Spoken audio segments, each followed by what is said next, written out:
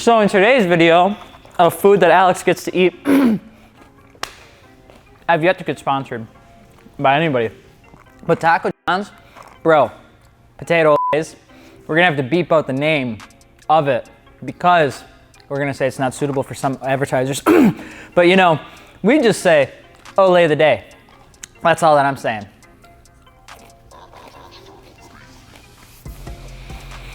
Sponsor us, please. That is really fast. So you've decided to do it. You finally decided to pull the trigger and decided you want to track your car. And hey, congratulations. That's a big leap for a lot of people. The track can be pretty intimidating. A little scary out there. It's not like your car shows, you know, where you just pull into the parking lot, ramp, or whatever it is that you just park in and walk around judging everybody else's car. No, at the track, all eyes are on you. If you fuck up there, if you frick up there because of monetization issues, I can't say the other one anymore, there's like stands full of people watching you. And they aren't just like looking at how your car looks, they're judging how you drive your car and how you perform.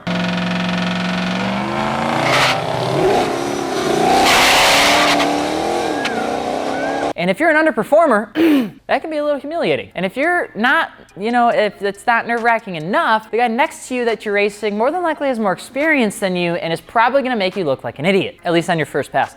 Not saying that's happened to anyone ever before, that's me. Oh. There are some things that you should be expecting and that you should be ready for as you go in to track your car. By the way, I'm Alex from Fitment Industries. Don't forget to subscribe, hit the bell button so that we can do all of the extra stuff and I can keep having to try and get free food from massive organizations. The first tip is don't crash on your first lap. Now I know it sounds funny and simple, but it happens a lot more often than you would think. You're all hyped up on Red Bull because it's your first day on going to the track, you've talked yourself up to all of your friends, and you're just anxious to get out there, you're gonna get on the track, you're gonna go as fast as possible, like Steve McQueen, ka-chow, you know, you're like, that's the game plan. But you don't take into account the fact that the track is cold, your tires are cold, your engine is cold, everything is cold. And you know what happens when you're cold and you overdo it? You crash into everything, including other people. And that's really kind of embarrassing, not just unsafe. Along with crashing, you just don't have high expectations going in. Now, you might think that you're the best driver in the world and you know, you're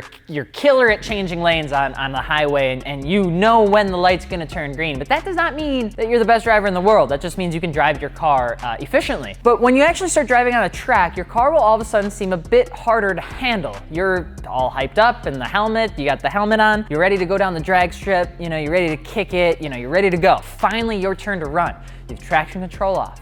You're going to do like the biggest, fattest, gnarliest burnout, and then you're going to wax the dude next to you.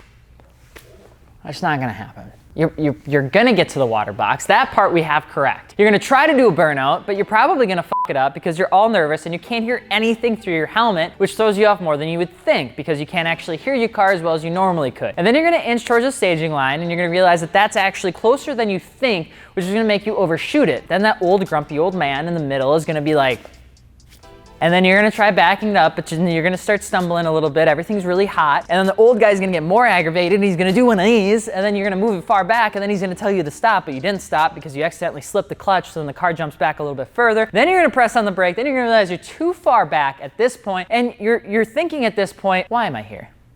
Because it hasn't been fun so far. It really hasn't. And who the fuck would put the staging line at such a dumbass spot? And there's muffled screaming coming out of your helmet. You have the old guy getting mad at you. The guy next to you just wants to run because that's what he's there for. So finally, you're about to go. You're ready. You see the two yellow lights light up, but it's way faster than you think. You thought that they would launch in sequential? Nuh-uh. Not at some places. They just do them at the same time because fuck that, right? They light up more, they light up faster than you think, and then you get ready to launch. The tree's dropping, you're not ready, it's going too fast, your brain is just messing up. You go to launch the car, you're either too early, too late, or you mess up the whole thing. But it's okay because everyone has to learn. Everyone goes through those terrible gut-wrenching first passes. And we made it out alive too. And so will you. You'll just wanna make sure that you shouldn't expect too much when you're going into your first track day. Now, whether that's at a drag strip or an autocross event, it's probably gonna go the same way. If you're gonna go to a track with others that have been there before, it'd be actually a good idea to listen to them. A lot of times that your friends are gonna give you advice and you probably shouldn't be offended when they do. They mean well and they just wanna help you do better, so if they notice something that you can improve on, you're probably just gonna wanna like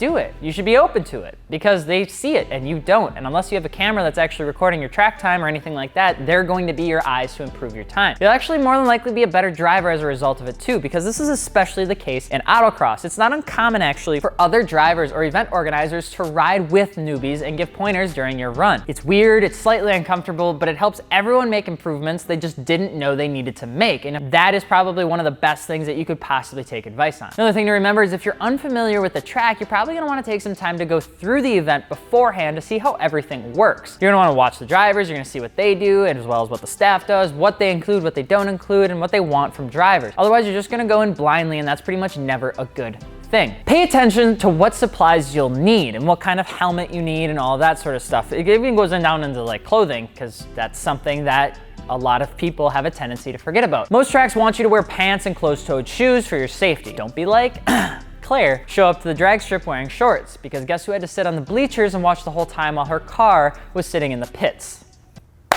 That girl. Still ran against your boyfriend though. His worst time was my best time. It was a win for me. And that's no fun for anyone, so make sure you're prepared. You're not the only one that needs to be prepared though. Your car does too. I know, that weird thing that you actually plan on racing down the track. You're gonna need to go through tech inspection before you race. So you're gonna wanna make sure that your car is at least at like the fundamental level ready for a tech inspection so that it doesn't have any like weird going on. You're gonna wanna make sure the whole thing is just okay, that the battery is actually tied down, that depending on how fast you are, you have a cutoff switch, that your seatbelt works, you know, things like that, that you're not running on cords, that you're not leaking a quart of oil every hour. Just don't run it at the track, because let's say you lie about that and you run your leaky something or another down the track, you're gonna end up ruining it for everyone, because next thing you know, you're gonna be doing a pull and the coolant leak that you have that you're aware about is worse than you thought, and now that it's overheating, it's actually just like pissing everywhere down the track. And since it's nighttime, you don't really notice it. You kind of just run down the line, and then the GTR behind you almost crashes into a wall because the track is slippery and unsafe, but no one could see it. And it's just not cool. Now everybody is waiting in line for 5,000 years so the track staff can clean up your mess. So if your shit don't work the right way, just leave it at home and fix it and bring it back. Our next point is especially true if you haven't done much racing. Don't go faster than you're comfortable with. I know the peer pressure weighing on your shoulders is gonna try and push you to go as fast as possible to impress your friends. But it's not worth it, it's not fun, you don't know what you're doing, you're gonna make a fool out of yourself, you're gonna look dumb, just don't. Because you're gonna lose control and you're gonna crash, you're gonna get hurt. We don't want you to get hurt. Take it slower at first, then build up to the high speed. So you're actually able to keep control of your car on the first track run. Lots of times, not many people realize that their car behaves much differently at 70 miles an hour than 110 miles an hour. And the difference is like an exponential curve for those that paid attention in school, that when the difference goes up in speed, the actual difference in how your car behaves almost gets magnified. Like, you know that things can get loosey-goosey. So make sure to feel out at least the first time to see how the car feels before you go balls to the wall and just try to send it. So at this point, you're probably a bit overwhelmed, which is why you need to take breaks. When you're at the track, you shouldn't be beating the shit out of your car the entire time. Take some time to park it, let it cool down, grab something to eat, and just go rest. I don't know, like, maybe go lay down or something. Really what it comes down to is it allows you to reflect on your actual drive times, your practices, and things like that. Plus you can get tips from the people that were watching you run. If you're doing a full autocross or HPD event, this also allows you to stay alert and pay attention when you're at the track, and it allows you to watch what others are doing so that you can improve yourself and not get any sort of driving fatigue, which is actually a lot more common than what people would think. Or you can just run your shit like I did, because I could not figure out for the life of me how to run the car, and I was just willing to risk it for the biscuit. Most importantly, be aware. Keep your surroundings in mind as well as your safety and how your car is reacting to what you're doing. You might be a good driver, but Billy next to you might not be, and he just got his license and he's trying to figure out how we can run his Chevy Malibu all the way down the track as fast as humanly possible, and he thought it'd be a great idea to beat the shit out of it because it wasn't his car, he got it from his parents. And guess what? He didn't watch this video. So now we just don't know what could happen in that scenario, but if you watched it, we may have saved a life. We don't know what could happen at the track, so be mindful of yourself and alert of what's happening around you. Those are our tips for if you're going to the track at the first time. We wish you the best of luck. And of course, don't forget, if you're looking for wheels, tires, suspension, be sure to check out fitmentindustries.com. We also have a wheel giveaway that we partner with ESR. It's the month of April, so if it's past that, I'm sorry, you probably got another one. But you can check it out in the description link below. Don't forget to subscribe. I'm Alex from Fitment Industries, and we will see you later. Peace.